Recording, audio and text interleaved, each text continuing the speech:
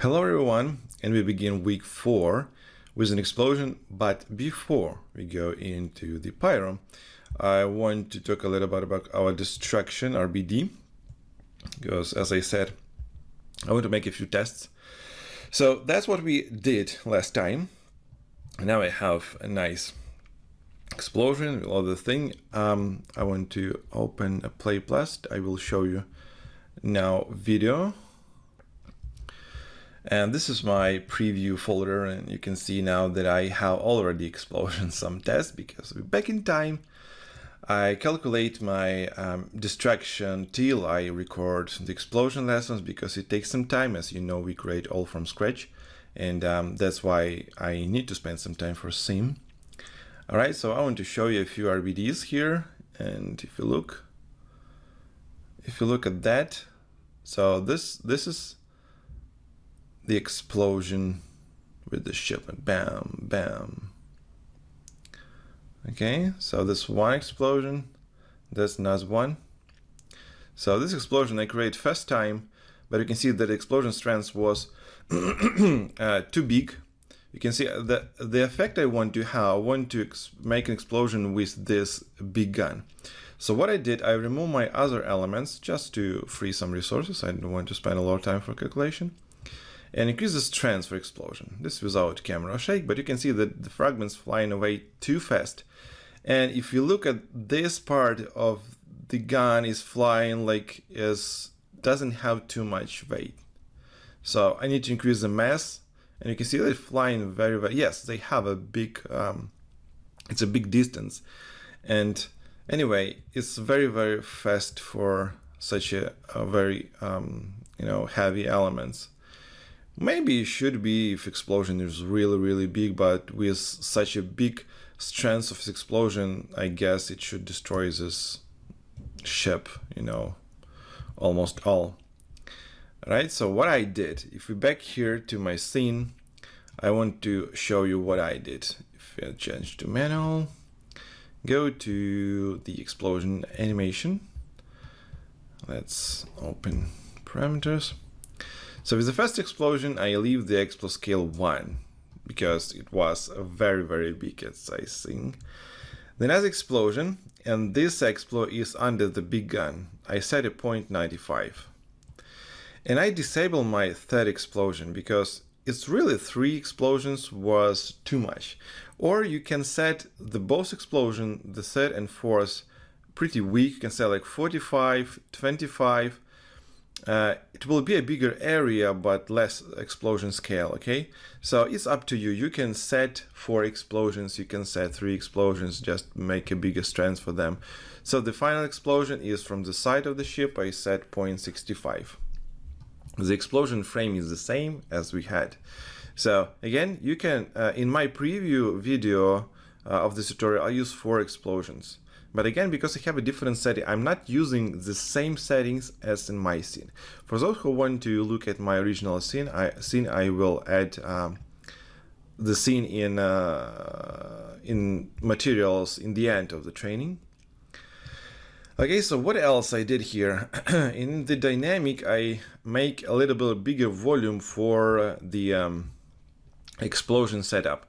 So I take my volume rasterize attribute, which we create here. We create a velocity attribute, and I shrink it. So I use the VDB activate to expand this volume using the voxel to expand, okay?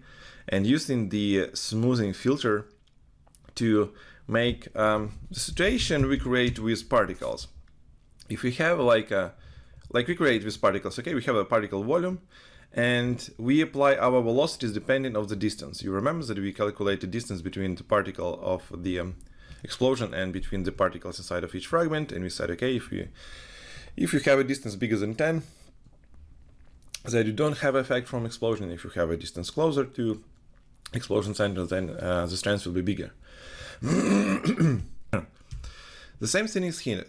If we expand our volume, it will take our age values and it will copy those values into new volume.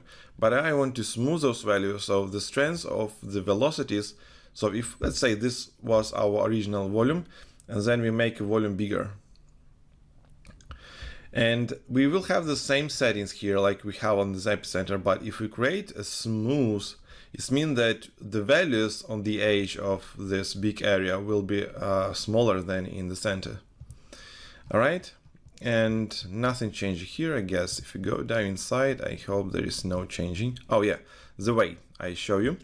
I increase the density to 1500 and increase the rotation stiffness to 1.3. That's what I did, and I increase a little bit force, so minus 9.8 and minus 10 is not a big scale, but anyway, I use this setting for adding a little bit bigger gravity. And last one thing. If we get back here, I have the distance attribute. So there is an option. If we choose no scaling, that means that if we set a distance threshold, we set to 0.01, which is very small distance, we can create the attribute which will scale this distance threshold. So it will create bigger or smaller 1-to-1. And we can easily do this with the attribute wrangle. And it's very simple to create. I take the random value from the primitive because we work with constraints, and this is a primitive, so it's connected to constraints. And then I choose between 0 and 1, yes, because the random by default creates random values between 0 and 1. Then I use the channel ramp, and I increase the amount of big values. So I want to have more high distance than the lower distance values. And then using the fit of 1, I change the minimum and maximum from 0 to 1 to 0.5, 1.5. So that's like a multiplier. It's multiplier to our distance threshold. Let me see here, nothing more, nothing more. That's the same. All this thing here, the same. And I create a simulation. So again, I guess you saw a preview. And I like my last preview, where you are. There you go. So this explosion, RBD1. I like how it's looking. It's pretty interesting and it's looking nice from the side. We have some areas. I don't care about elements here on the bottom area. We don't need them. And I like that the part of this gun is exploding also because I want to have it. I want to have the explosion. You can see this is a part of the big gun. So to make this effect, to have explosion in the gun, I did another one trick. It's a simple trick. In fact, I can go here back to my ship import. What I did, I take this gun. So I using just a simple selection where you are using just blast. So manually, I take all my guns I have here. Let me update it. I take all my guns using the primitive selection, manually select this big gun, which is near the center, which I want to explode, where I want to create destruction. This gun, just manually select from the view and make a blast. I remove this gun, so I keep this gun here and remove this gun from the our guns group, and put this gun into my main group, into my out geometry. So in this case, if you go to fragmentation, where is my this is another frags, where is my inside frag? Yeah, this is my frags. Let's update again. I just update all my cache again, all my fragmentation stage, constraints and all this thing, and now I had and my main fragments and this this gun at one cache file. Come on. Those other in templates. Don't need to template it. So let me update. Okay. So now you can see that all my main fragments and plus this gun. Why I did this? The thing is that when we create the constraints inside of one object, and then we create, as you remember, constraints between objects, okay? The amount of those constraints doesn't allow me to create a nice simulation because I need to apply a very big strength for this explosion to destroy this gun. But with the bigger strengths, my main fragments fly away with a very big scale, with a very big speed, so I don't want to have this effect, all right? So I put this gun into my main fragments, all right, and remove from the gun cache. Therefore, there's no constraints between our deck and this gun, just constraints between the fragments. You can see that we have a fragment here. I don't know, can you see it or not? Here's a fragment line, sorry. And apply this to the dynamic. All right, and in the final result, what I have is I apply our RBD from pieces, and I apply our deforming tool. And that's a result from my camera. Let's look at that. And it's looking good.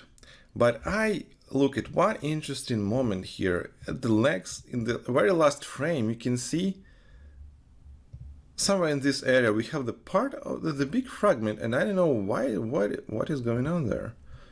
Why in this area we have some fragmentation? And I'm not seeing this because I'm looking from the right side of the ship. But if we go outside, and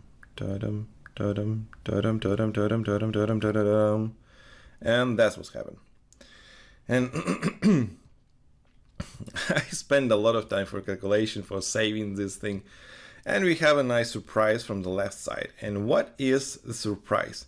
That's what I'm talking about in the fragmentation stage. If we have one big line, and this line is this thing, I don't know how to call it in English, sorry for that. So this is on the side of the ship, have one big structure. So this is like a tube, a very, very long tube along the ship. But we can say, okay, we fragment this thing.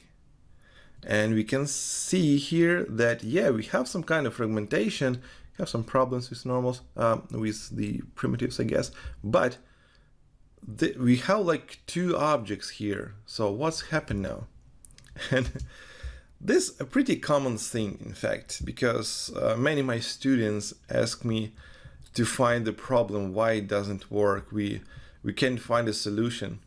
And yeah, I back to my fragmentation stage and say, let's find the problem, why it's so.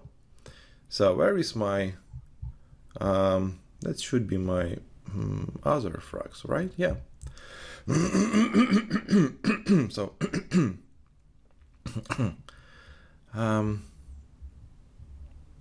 yeah, we create this fragmentation. So, I saved this project, this Explo version 01. Let me load up version 02. So version 02, let me load up version 01. Let's save it. Let's overwrite, doesn't matter. I make a pause, it will take some time for loading. That's version 1. I create this version especially for this moment because I want to show you that I'm not seeing it, but yeah, I remove this part of the ship here. Come on, let's update it from the other elements and recreate the fragments. Okay, here you go. This line from the right side and from the left side. And we remove also this element from the other group and then replace with fragments. So those two blast nodes should remove both of those elements. And when I apply, if I make a display from this blast, we should have the ship without those lines from the left, from the right side.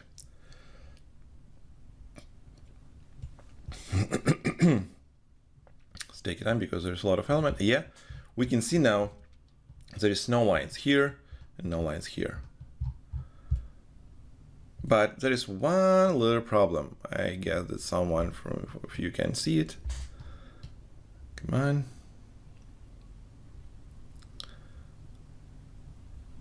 And this problem is here. So the blast 4 is not connected to the main line and it doesn't remove the one tube from this side. So we have one tube here and the same element, break it with Fortnite fracture here. So sometimes we can spend a lot of time to get this moment, because you can look, I enable this blast node, look, this, okay, we remove this object. Why here I disable this line? I look at the merge node and I have this line. Why it doesn't disappear? I remove this, but I can see that this line is like here, and I can see connection, you know, when it's in the same line. So when we fix this problem, we should recalculate all this thing again and again, because now we need to have a proper line. So I will cache the other frags with a new cache, because I want to remove this object and I need to recalculate constraints. I need to recalculate all these elements again, and again. So again, it takes some time, and we again need to wait a little bit, like a half of a day, I guess, to make this thing, because this thing is take too many time, and it's because of the a lot of amount of information. So okay, we fix this, and let's go to explosion.